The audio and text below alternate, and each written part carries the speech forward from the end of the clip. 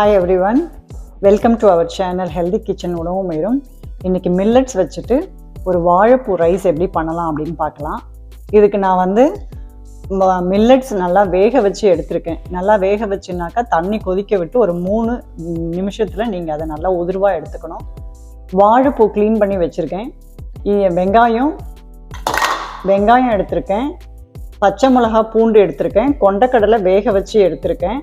அது கூட ஃப்ளேவருக்கு மாங்காய் எடுத்திருக்கேன், பெருங்காயம், உப்பு, மஞ்சள் பொடி.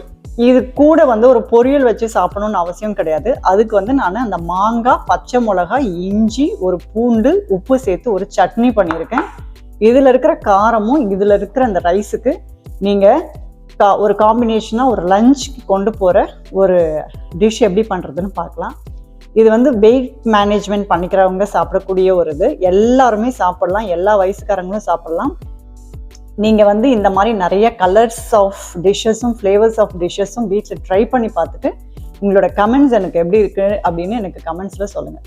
எண்ணெய் காஞ்சிருச்சு. நான் ஒரு கடாயில் ஒரு 3 ஸ்பூன் நல்லெண்ணெய் எடுத்திருக்கேன். எடுத்துட்டு இந்த வெங்காயத்தை நம்ம அதில் ஆட் பண்ணுறோம். வெங்காயம் வந்து ரொம்ப முருவலாக வதங்க வேண்டாம். ஒரு டிரான்ஸ்பரண்ட் கலருக்கு வந்ததுக்கு உடனேவே நீங்கள் இந்த பச்சை மிளகாயும் பூண்டும் நீங்கள் அதில் ஆட் பண்ணிக்கலாம். இந்த வெங்காயம், பச்சை மிளகாய், பூண்டு ஆட் ஆகும்போது உங்களுக்கு நல்ல ஒரு ஃப்ளேவர் கிடைக்கும். அது செஞ்சு பார்க்கும்போது தான் தெரியும் உங்களுக்கு. நான் நிறைய நல்ல டிஷ்ஷஸ் போட்டுட்ருக்கேன். வீட்டில் கண்டிப்பாக ட்ரை பண்ணி பாருங்கள். பாலிஷ்டு அரிசியில் நீங்கள் சாப்பிட்றதுக்கு இந்த மாதிரி ஒரு லஞ்ச் நீங்கள் ப்ரிப்பேர் பண்ணி சாப்பிட்றது ரொம்பவே நல்லதாக இருக்கும். வெங்காயம் வந்து அந்த ஃப்ளேவர் அதோட கடிச்சு சாப்பிடும் போது தான் உங்களுக்கு நல்லா டேஸ்ட்டாக இருக்கும். அதனால ரொம்ப வதங்க வேண்டாம், ஓரளவுக்கு வதங்கினா போதும். நான் இஞ்சி, பச்சை மிளகா, இந்த பூண்டு, இதில் கொஞ்சம் இஞ்சி ரொம்ப போட வேண்டாம். இஞ்சி இல்லைன்னா கூட ஓகே, நான் சும்மா போட்டிருக்கேன் கொஞ்சமாக. காரத்துக்கு வெறும் பச்சை மிளகாய் மட்டும்தான். இந்த பூண்டும் பச்சை மிளகாயும் நல்லா சேர்ந்து ஒன்று போல் அதில் வதங்கி வரணும். ஒத்த பூண்டு எடுத்திருக்கேன். பூண்டு நிறைய சேர்த்துக்கோங்க. பூண்டுமே வந்து எந்த பூண்டு சேர்த்தாலும் பரவாயில்லை. நான் இன்னைக்கு ஒத்த பூண்டு பொடியாக சாப் பண்ணி சேர்த்துருக்கேன். இதில் உப்பு, பெருங்காயம், மஞ்சள் பொடி இதில் ஆட் பண்ணுறோம். இதெல்லாம் ரொம்ப ஈஸியாக நீங்கள் 1 மணி நேரம் 2 மணி நேரம் கிச்சனில் நின்று பண்ண வேண்டியது கிடையாது. முதல் நாள் ராத்திரியே நீங்கள் ஏதாவது ஃப்ரீயாக இருந்தாலோ இல்லை ஒரு சீரியல் பார்த்துட்டோ இல்லை ஏதாவது பேசிட்டோ வீட்டில் நீங்கள் செஞ்சு ஸ்டோர் பண்ணி வச்சுட்டிங்கன்னா, வாழைப்பூலாம் க்ளீன் பண்ணி வச்சுட்டிங்கன்னா, காலையில் எழுந்து இந்த மாதிரி ஈஸியாக ஒரு லஞ்ச், குழந்தைங்களுக்கு டிஃப்ரெண்ட்டாக ஒரு லஞ்சோ, ஹெல்த்தியாக ஒரு லஞ்சோ, வெரைட்டியாக நீங்கள் பண்ணிட்டு போகும்போது அது ஆரோக்கியத்துக்கும் நல்லது, டைம் கன்சியூமும் பண்ணிக்கலாம். இது கூட நல்லா வதங்கினதுக்கப்புறம் கொண்டைக்கடலை எடுத்து வச்சுருக்கேன். அந்த கொண்டைக்கடலையும் சேர்த்துட்டு அது நல்லா வதங்கினதுக்கப்புறம் நம்ம வாழைப்பூ சேர்க்க போகிறோம். கொண்டைக்கடலை கடைசியாக போட்டால் கூட போதும். அதை நான் நல்லா ஊற வச்சு நல்லா கை மசிகிற அளவுக்கு வேக வச்சுருக்கேன். அதனால கொண்டைக்கடலை ஃபைனல் டச்சில் நீங்கள் சேர்த்தா கூட போதும். இந்த கொண்டைக்கடலை நல்லா மசிஞ்சிருக்கு பாருங்கள். நீங்கள் கொண்டைக்கடலைக்கு பதிலாக கருப்பு கடலை யூஸ் பண்ணாலும் நல்லது. இல்லை வேறு ஏதாவது பருப்பு, பாசி பருப்பு, இல்லை உங்களுக்கு பிடிச்சமான பருப்பு, கிட்னி பீன்ஸு, எது பண்ணாலும் நல்லது. இப்போ நம்ம வாழைப்பூ சேர்த்துக்கலாம்.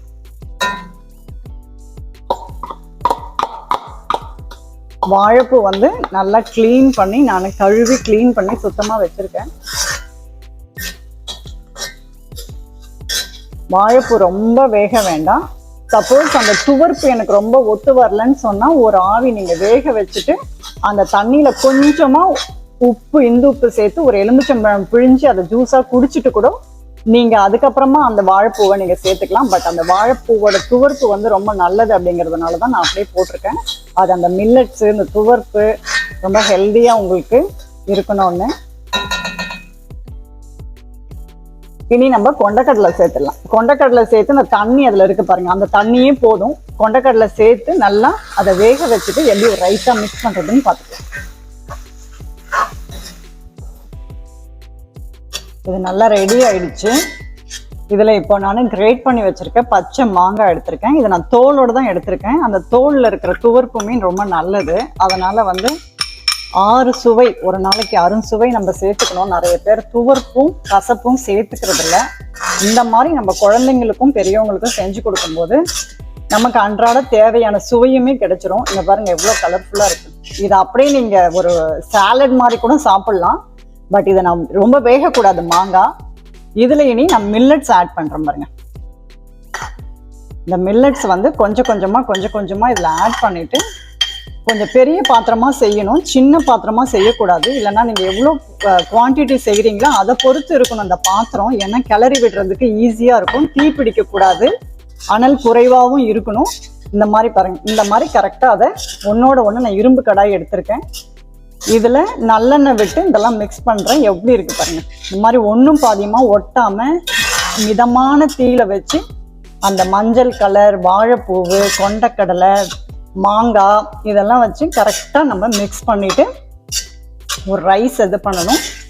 உப்பு குறைவாக இருந்தாலும் பரவாயில்லை, ஆனால் கூடாமல் பார்த்துக்கோங்க. இது உதிர்வாக வரணும், குழஞ்சிடக்கூடாது. இனி இது எப்படி நம்ம பிளேட்டிங் பண்ணுறதுன்னு பார்க்கலாம். ரைஸ் ரெடி ஆயிடுச்சு. எப்படி இருக்குன்னு பார்த்துருவோம் நம்ம. இது வந்து லஞ்ச் பாக்ஸ்க்காக ப்ரிப்பேர் பண்ணி கொண்டு போகிறவங்க தாராளமாக கொண்டு போகலாம். ஒரு க்ரீன் சட்னி, மாங்காய், எதுவுமே எண்ணெயெல்லாம் இதில் ஒன்றுமே கிடையாது, பச்சை க்ரீன் சட்னி தான். இந்த காம்பினேஷன் சூப்பராக இருக்கும். கண்டிப்பாக செஞ்சு பாருங்கள். லஞ்ச் பாக்ஸ்க்கு எடுத்துகிட்டு போகிறவங்க, குழந்தைங்களுக்குமே தனியாக வாழைப்பூ செஞ்சு எனக்கு சாப்பிட முடியாது அப்படின்னு இருக்கிறவங்களுக்கு இந்த மாதிரி ஒரு வெரைட்டியாக மில்லட்ஸில் அதுவும் இந்த மாதிரி இந்த வாழைப்பூவை வச்சு ஒரு லஞ்ச் பாக்ஸ் கொண்டு போகும்போது உங்களுக்கு அது பேலன்ஸ்டாக இருக்கும். மேலே கொஞ்சமாக ஒரு சட்னி இந்த மாதிரி வச்சுட்டு அந்த காரம், புளிப்பு மில்லட்ஸோடு சாப்பிடும்போது அமேசிங்காக இருக்கும். நிறைய ஃப்ளேவர்ஸ், நல்ல கலர்ஸ், நல்ல ஆரோக்கியமான உணவு, ஹோம் ரெமெடிஸ், டீ வெரைட்டிஸ் எல்லாமே உங்கள் கிச்சனில் ஈஸியாக செஞ்சுக்கணும் அப்படின்னு உங்களுக்கு இருந்துச்சுன்னா, இந்த வீடியோ பிடிச்சிருந்துச்சுன்னா லைக் பண்ணுங்கள், கமெண்ட் பண்ணுங்கள், ஃப்ரெண்ட்ஸோட ஷேர் பண்ணுங்கள். மீண்டும் வேற ஒரு வீடியோவில் உங்ககிட்ட நான் பேசுகிறேன்.